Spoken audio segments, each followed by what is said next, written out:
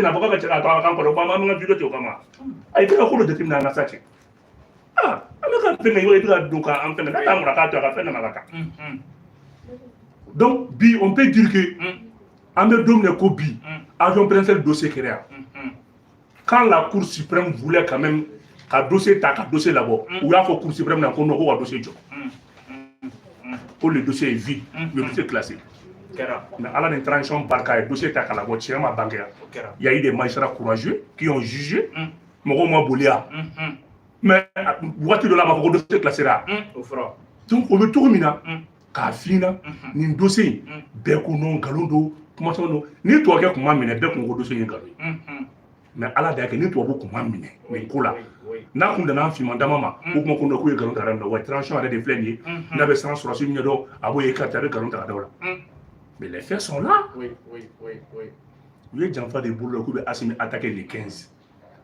asimi nga convoi à boto kati alini et fenche parce que sur la Numbala, il va oublier qu'on c'est des officiers supérieurs. Vous savez qu'il y a un assimina parce qu'il y a un assimina. C'est un général vient. John c'est la beaucoup mon général il doit y personne. Moi surtout au fond. Ni vous avez les katibi, ni général ni officier fait on les kati. Mais avec les facilement. Élément fait vraiment on va bloquer pour président que fait mon président mon ça va encore au blanc qu'on a. Et je vais que ni bonne quoi là mali ministre foi kana soro fama do ka de bureau ko ka rande bitina che ay sabala ba mo chamange mo ba mo boyo mo be kula de fama ku forati pour ministre mun be di souffert pour sous ni gendarme mu ka appliquer à nek donc vous pouvez faire assimila qu'on va attaquer les 15 de ce mois et il y avait encore des troupes préparées entre le Mali et la Côte d'Ivoire. Il y avait des éléments préparés entre le Mali et l'Algérie. Il y avait encore des éléments préparés entre le Mali et la Mauritanie. Même si on se soit là, donc on va pas comment galondo. Donc on va droit ko tentative de coup d'état ko galondo. Au moins dossier blanc que je sur la deuxième. Évidemment ben imangwa. Nin galon ko kuma ko kuma avocat daw. Donc l'essentiel le problème n'était pas que ko nous anga so sous de kuna mafachi non. Il y avait encore des troupes préparées. Nous on va attaquer engagé. Il y avait des mercenaires déguisés, des éléments de force spéciales françaises. Ni français comme français, vous me dites qu'on fait. Ou bien français comme ça n'a en quand tu viens pour déstabiliser une institution, ou bien et puis tu dis que c'est la diplomatie. Fallait bien français, le français comme le tien. Même dossier maîtrisé là. Même dossier de contrat. Donc vous connaissez assez bien le gambiscada, ou bien tirouli. Donc à d'abord comme vous chamane faka, kan nimbo. D'abord de kama no kera kuma mina uni teru su ku beni doka ale ni efela mo ko beni ko be attaque multiplier no le attaque tia donc bu ne sen kaso mo makata politicien do gum len ko labo mo len no ba bolu bela bo ni lu bela bo so ko ere ka tere fo no e tere fo là c'est ça ou so ka transition blanc en place no e transition blanc en place 3 mois de élection la France ka jonno la c'est le français accord belada teru su re ko bu de me ka marfa bla mo no ko ne ke 2013 ya ka rebelu re accord signé IBK fait Mali donc na kuto fangala accord de waka akita la moi IBK 98% de nord là mais moi 98% de nord là rebelu ça ngalo kama toi mais daw nyokoro IBK a fait un 98% de suffrages exprimés au nord mais moi 98% est-ce que moi me marfata comme ablia mais on d'abord comment pour faire des élections afin que nous allons kataka duma ko yoro kateka duma ou bien nous allons les feneki donc mo ka fo yani mo ka fo ko mima ko galondo ko kan ni dalway aywa akun d'abord kan ni de bo ka sou de bo ka chaya ala ni do ni barka to ke ye kurita ke gabo yoro to kalam to ke de ali bongola ni to ke kile na ali bongola wuli ni to ke kile na ali bongola wuli France kelen de Karafila wuli ka Karafi nous ne be ka prison France ni États-Unis de ka prison fa yoro la bu ka mo aussi mais aw état souverain on est tous membres de l'ONU et bi ka mo bla na ka président wuli France ka here kam atange ama espion na ta peine de mort la peine capitale là Mali échange des bancs ça veut quoi coup d'état de banc mal là tange mo mata peine capitale là non à faut ta peine capitale à appliquer c'est une peine qui est applicable au Mali Mali juriste Mumbe, même si c'est la peine de mort est applicable au Mali. bon quand il a français là il y a français il a déliqué parce que avec français kuna de ka fo ko to jara là même les États-Unis tout près là il y a même pas 2 mois le dollar il peine de mort est appliqué donc États-Unis en Iran tout près là Iran contre Israël mais abi kuna Iran ka espion mine ay peine capital et appliqué mais pourquoi les États-Unis ne sont pas membres de la Cour pénale internationale? Les États-Unis sont pour la Cour pénale là. Israël de Cour pénale là. Les États-Unis alliés de Cour pénale là. Mundo parce que Pendobe avait espion mon cité, il y avait bien jamana fait BNB ou bien espion est très clair. La haute trahison contre l'État. Ni mot que les gars jamana tseka jofoka chingu. En Algérie était coloniale là. Non. Quand du fera du wala ka les gars jamana bi. Mon cité coloniale là. Donc, la peine de mort est applicable au Mali. Donc, c'est pour vous dire que Français kana soka bla kuna quoi. Quand la convention de Vienne, nous on s'en fout. Pour une négociation là parce que on te ni temps non. Et puis de ko bla. Amo bla comment na ya le bla. Amo to mena. C'est lui le cerveau. On le donne à kina bora français kana. Français quand français c'est pas un mercenaire. À quoi faut et on négocie mon gars. Donc on s'en fout, on ne négocie pas, on laisse la justice prendre maintenant décider le sort de ces gens. Mais nous demandons l'application des peines de mort si c'est bien avéré et si c'est nécessaire. Avec toi, Blinadjo, RFI va commenter, François va commenter. Mais vous, Amérique a fait quoi faire? En fait, je suis français, mais je suis négociation, que c'est possible, mais à condition. Comme les Français, nous avons des jamana bourgeois sous anikle, et il y a la France plateau sans faire là, quoi échanger là, il y a la FN Hagner ou quoi là. Ayok mona barkatauna. Wallahi barkatauna. Et ni ala ni krache. Vidéo sans papier, ne peut pas faire là. Hein? Quand on kunduru n'était là pour faire vidéo. Papier tout bolo. Vidéo mani mbega manganchi la papier nini. Na faté mo na français rebolo. On me to blame ne ko faire là. Ok mona en temps refaire. John me s'occupe de toi qui a fallu mais France vidéo mani nina.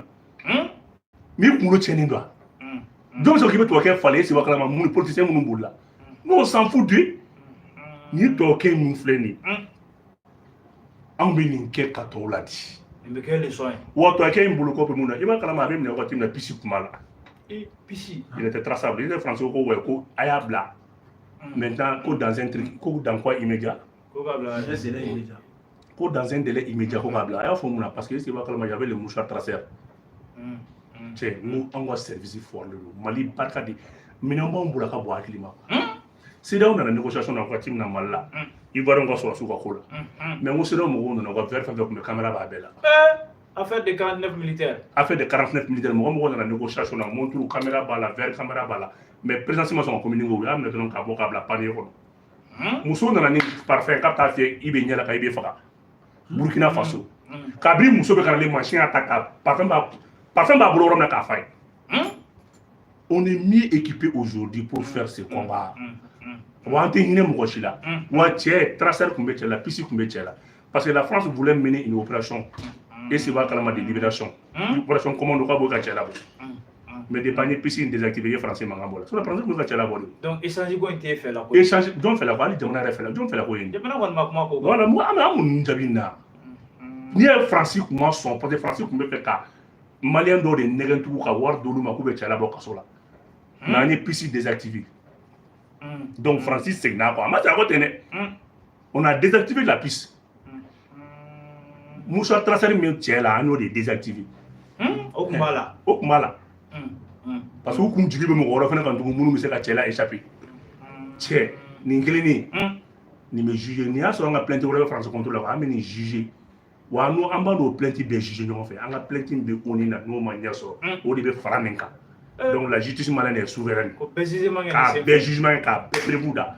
On va faire des bola waka car jugement et c'est pas carrément l'audience publique est contradictoire. Car toi qui la joie à juger, n'a qu'à condamner, n'a qu'à libérer, mais n'a qu'à condamner maintenant. À peine, quelle que soit maintenant la peine, la peine capitale, avec Kanasiga. Mali de Dou. Tiens, on est souverain. La souveraineté est de trouver avec les justices là. En beau, il a France là, on y gagne militairement, qui gagne ça, fait farana. N'a pas ni que France farana, wallah, n'a pas toi qu'elle a dit au bar là, qu'à juger. Est-ce qu'il va calmer, n'a qu'à peine de mort, ka min na kɛ k'o kɛ to ni France ma ɲɔgɔn wɛrɛ ka fɔ mɔtu u b'a kɛ wallahi to t'an to yen c'est vrai kɛlɛ in filɛ ka bɛɛ ka jɛ i ni mɔ quoi parce que an y'a ye k'a fɔ u ye ɲɔgɔnna de kɛ Libye fɛnɛ Mohamed yɔrɔ ni i b'a dɔn min kuma ni yɛrɛ tile fila in na i b'a dɔn tubabu bɛ ko dɔ kɛ farafin na i b'a ko fɛn wɛrɛ quoi et puis n'u ye nin kɛ ni tubabu ye tiɲɛni kɛ tubabu ka gouvernement bɛ tila k'a ɲini maintenant ils vont demander le déclassement n'u ye dossier classé secret de défense n'u ye fagali kɛ u bɛ tila ka dossier déclassé ka tila ka scénario dilan ka film dilan ka tila k'a bila u y'o de kɛ Libye où est mis qu'elle s'était classée maintenant en secret de défense. Après, ils ont déclassé, car film tourné. Mais africain, indo-africain, il va falloir aller ça, indo-africain, moi, sont plaintés de France. Son numéro français, Doubou Djoumena, qui bénit que et c'est pas l'indo-africain doit porter plainte contre la France. Vous venez de tuer maintenant un pays membre de l'Union africaine. Avec le film tourné, avec la photo, une mise en scène. Donc, France, on fera 112, 100 ans. Nous, maintenant, on peut dire qu'on film tourné pour nous répondre. Mais tout le monde fait fouiller. La guerre de Biafra au Nigeria. Mais oui, on a des cas. La France a tué plus de 1 million de Nigériens. Quand on a film tourné, on a beaucoup français de Nord. Mais avec pas Nigériens. Donc, pour vous, on fait fouiller. Parce que l'Union africaine est financée par les Blancs. Si on avait une guerre, il y a une Union européenne qui a coûté plein de camps. Qui est présentement oui. Mais il y a tout. On lui dit tout ça va là. Donc, on t'a autant dit quoi. Nous avons une grande maladie, même l'Union africaine doit porter plainte contre la France. Mais le Mali est membre de l'Union africaine, non? Le Mali est maintenant pour vous tentative d'exécution contre les institutions du Mali. C'est comme c'est une tentative d'exécution contre l'un des pays membres de l'Union africaine. Ni forfait ou Kenya quand tu es fouillé. Ou bien quelle est dame de don de l'Éthiopie. Avec le sud où je suis le Mali, le Burkina, la Côte d'Ivoire, mais non, non, l'Éthiopie, Cody. Abolo kata Sierra Leone, kata Ouganda. Pour vous, il y a un chi. On se met à terre fou qu'on a comme ça, mais tout en a bien. Nama Fragnon a fait le four en santé, ou la voiture ou en bête à Kamba. Ni to réclin. Tiens, il y a il faut être une bonne. Ah, il est là pour voir si met au Ducaso. Ne m'a fait un wassimé au Ducasola. Aya Assimi n'a pas signé. Mais à deux mots, tu m'as going et yellow. Il va revenir même la moquer à Singola. Ni Maliko de Kassim Térékile, il va revenir à Simidjani. Devant l'intérêt du Mali, Assimi va jusqu'au bout. Assimi dit, fais-moi mon proposal à Assimi, n'est combat pour y avoir comme un vidéo de Mali on oublie. Fais-moi mon fora Assimi Kake, à Kanata Boula Moloya, ni à Fourier Tikadal. Fais-moi mon fora Assiminiana, ni Assimi Kungra Fangakotoy, Assimi Kumaka Intertaka Madibla. Mais Assimi vit toujours l'intérêt du Mali. Oui. Wani to ga kelin bilda amene ka tawlati. D'accord. Ok, pour Mabel Jawara, ametaka nyefe, amena Burkina Faso, ambaye kafo, alino Faso, ale koni Tayana, Ivoire gendarme bulo kato gendarme kaso konala. Burkina autorité ko ala ni ko accord blakana. Ambaye kafo nyongo sama ko mako ko ferme. Punu Burkina Faso ouye asu ake aéroport de Ouagadougou la. A kɛra jamako ye jamana ɲɛmɔgɔ dɔw yɛrɛ tun bɛ kɛnɛ kan minisiri dɔw tun bɛ yen population bɔra i bɛ se ka mun fɔ ali n'o faso ka nin ko la Boumabel Jawara. I b'a dɔn yɔrɔ dɔ bɛ aw t'o kalama quoi. O ye jumɛn ye. Burkina a donné Burkina gouvernement ye ultimatum de di Côte d'Ivoire ma n'a ma su bila yanni nin don cɛ u bɛ Côte d'Ivoire attaqué yɔrɔ mɔgɔ caman t'o dɔn. Le gouvernement ne de bɛ k'a f'i ye. Donc aw bɛɛ bala ka jɔ ko su bɛ na le 14 heures. Ouais. Burkina 3 jours de di Côte d'Ivoire ma n'a ma su bila ka na u bɛ Burkina u bɛ Côte d'Ivoire attaqué wa hali sɛtɛlu ka b'a fanga. Wa nin dossier kelen Alassane nin dossier kelen an bɛ nin contrôle justice kɛ ni ko min yɛrɛ la a tigi bɛ taa CPI la l'auteur de cette assassinat là il va à la CPI. Burkina bɛna enquête dayɛlɛ. Non Burkina nana an bɛ contrôle justice de kɛ o à voir maintenant la circonstance du meurtre de Alino Faso. Procureur kun ye dɔ fɔ. Mais procureur ma fɛn fɔ dɛ procureur ko ouais k'ale y'a minɛ médecin d'État. Et même le procureur a parlé en parabole. Le procureur a dit il n'a pas dit que suite à une enquête. Parce que le procureur est venu hier. Il va le procureur dans la zone. Selon les médecins. À propos selon maintenant le rapport des médecins légistes.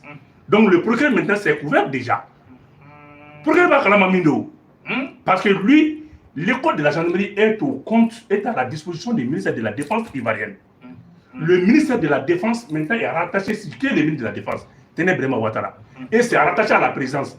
Donc Alassane Ba Kalama, ministre de la Défense Ba Kalama. Donc tu as écouté justice Kabouloka. C'est pour cela, pour que le Kumara Karebo, que selon le rapport, il m'a dit que vous avez enquêté dans les Ninois. Donc, normalement, un bon procureur, il veut contre-expertise de quai. Et tu ouvres maintenant une enquête. Ni même mis dans nous, finalement, sur le dossier de la instruction. Mais il n'a pas fait. Donc, le Burkina Faso a ouvert déjà l'enquête. Burkina a un dossier de la instruction. Et que Cornana, expertise n'attaque. Les circonstances, on va prendre tout ça. On va saisir l'auteur acquis des droits devant la CPI. Ici, Kaladje.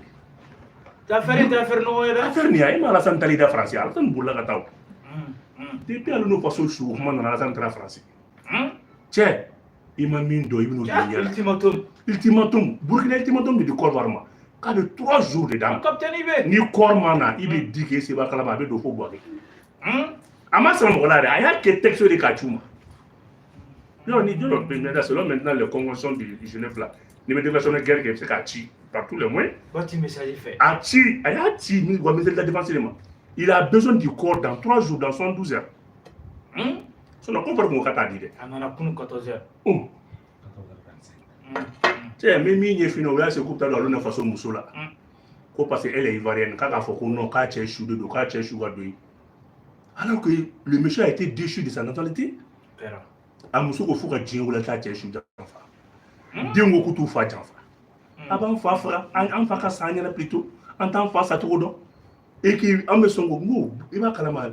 Les Burkina, c'est le pays des hommes intègres. Burkina Beka Horacia.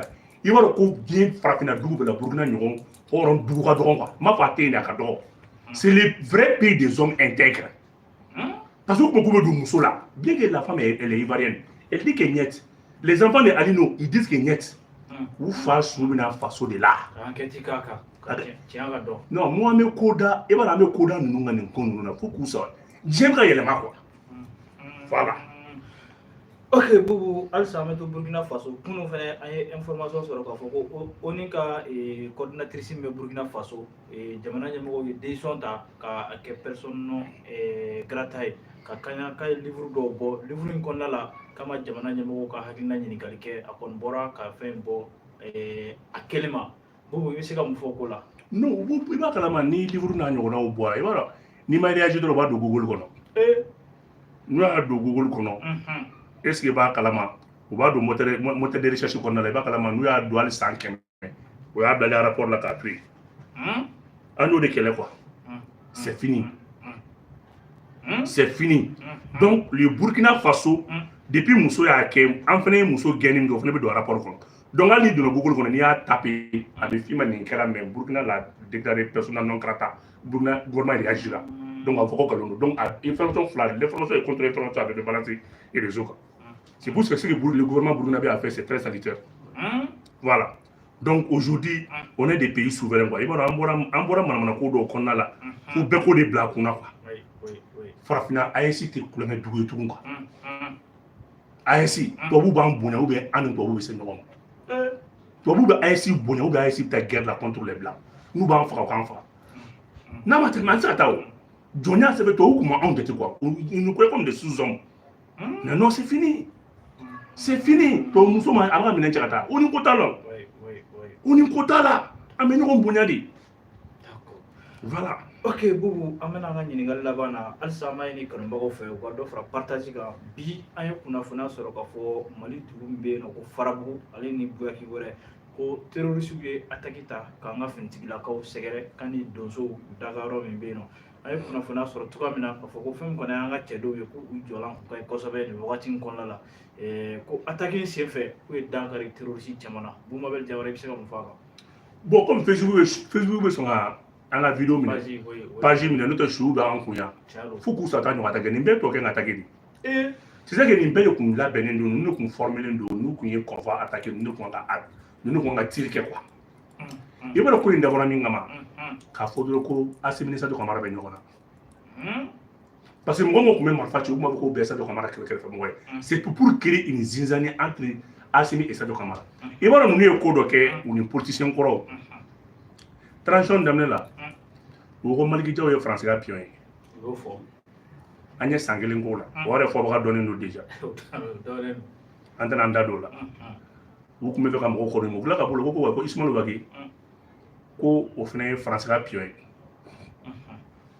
ou boro la o ko Modibo Kone ko o tɛ Asimi fɛ ko Modibo Kone bɛ fɛ ka janfa don Asimi na an ye san 1 k'o la o bɔr'o la tun u ko non ko Sadio Kamara ni Asimi yɛrɛ de bɛ ɲɔgɔn na donc ninnu kun mago bɛ division de la ka ninnu kɔ don ɲɔgɔn ma n'i y'a mɛn Asimi c'est Maliki Diaw n'i y'a mɛn Asimi c'est Wage n'i y'a mɛn Asimi c'est Sadio n'i y'a mɛn Asimi c'est Ablaye Maïga n'i y'a mɛn Asimi c'est l'ensemble du gouvernement n'i y'a mɛn Asimi c'est les femmes ni sɔrɔsiw tɛ Asimi tɛ se ka kɛ foyi ye u dɛsɛr'o la sisan u kun bɛ fɛ ka farabu attaque mun filɛ nin ye terroriste nana u kun dalen bɛ tu kɔnɔ u ka ultimatum kun kan ka ban le 16 bi ye le 19 ye u ye mun kɛ arrangement b'u bolo a banna parce que tɔgɔ nana mɛnna o donc u bɔra sisan ka na checkpoint sɔrɔ farabu u ye assaut lancé checkpoint kan u nana u ye assaut lancé len kɔ tuma min na e ma ye Diriba ye communiqué bila ko le combat en cours an y'u to yen ka dayɛlɛ i b'a fɔ ko ɲɛɲɛkini k'a cɛ wa u donna tuma min na ne y'a f'i ye a tɛ a la photo a y'a image la ye quoi n'an ye fagali dɔw siri u la est-ce que i b'a kalama fo k'u i b'a kalama ça a été une dîme de corps fo k'u su to ɲɔgɔn kan u nana ka na se farabugu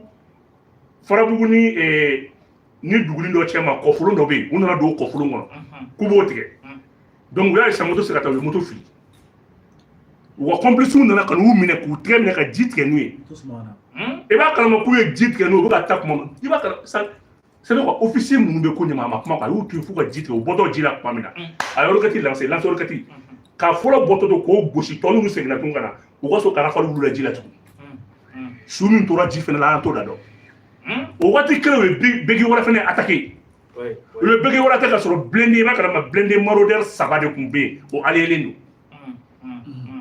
blindé 3 o aliyelen don ouverture la i b'a dɔn ko an nana ni minɛn kura min ye n'an b'a fɔ o ma ko terminator o mobili kelen bɛ yen ka taa o couverture kɛ u y'a dayɛlɛ u kan de ouverture la sabu u y'a dayɛlɛ u kan tuma min na non u yɛrɛkɛra yɔrɔ min dɔrɔn véhicule bɛ kɔfɛ o bɛ ka roquette fili ɲɛfɛta in bɛ ka rafale wuli an ye su min bɔ bi ne ma da la ni a su ɲɔgɔn bɔra o an kɔni b'a ye k'a fɔ n'u y'a attaque kɛ nin waati laban na da tɛ jaw la ayi u ka ala an y'o de fɔ sa u yɛrɛ ka t'u ka kɔrɔ lajɛ kɛ n'o tɛ sisan u y'a bɛɛ fili réseau sanfɛ a y'u ɲininka ko kɛlɛ kɛra cogo di ni kɛlɛ kɛra bɛ n'a goyara a y'u ɲininka kɛ sisan a y'u ka vidéo ma u ye mun kɛ u ye image min ci vidéo ma n'olu y'a bila sisini de wololen don farabu kɔnɔ sisi wuli sisi ye jɔn ka sisi n ko sisi y'olu ka moto sisi de u ka fagali sisi de don nin bɛɛ tun ye tɔkɛ ka complot de tout c'était planifié quoi